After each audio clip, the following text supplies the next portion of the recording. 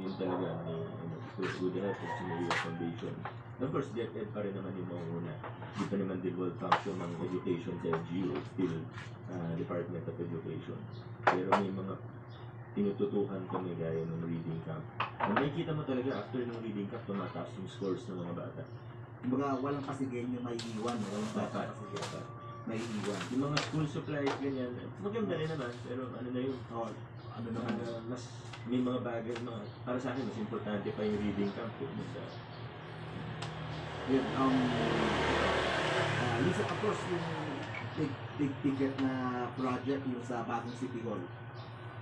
Kamusta ba yung progress ngayon ng bagong City Hall and ano na ba yung ano niya? Maganda. Very exciting.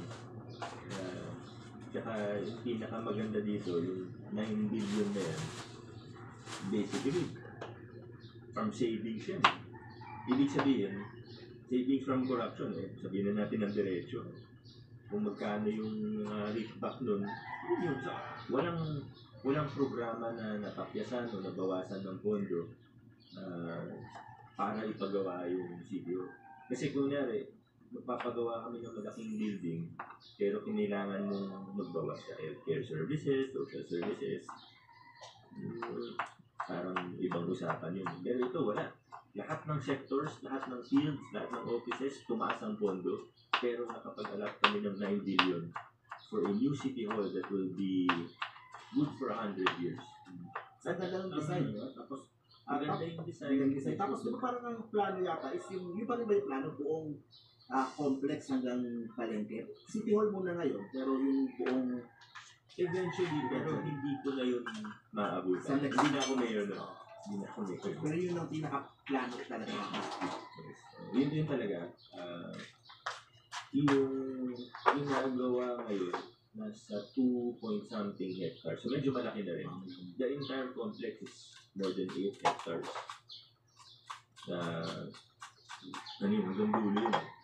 Pero yung ginagawa ngayon, yung 2.2 hectares, if I'm not mistaken, ang office, floor area niya, nasa 40,000+ square meters. Medyo malaki talaga siya. Based sa kung ano yung nakita namin mga problema o pagkukulang dati. So, kumpleto na yan. Sa parking ba? Sa ilalim? Hindi siya sa ilalim mismo, parang naka-build din siya. Ang isa lang gusto kong i-point out ngayon, lalo na ongoing yung demolition ng old City Hall building. Na-confirm din na tama na i-demolish yung old City Hall building. Base sa mga nakita, hindi ako engineer at ayokong magpanggap na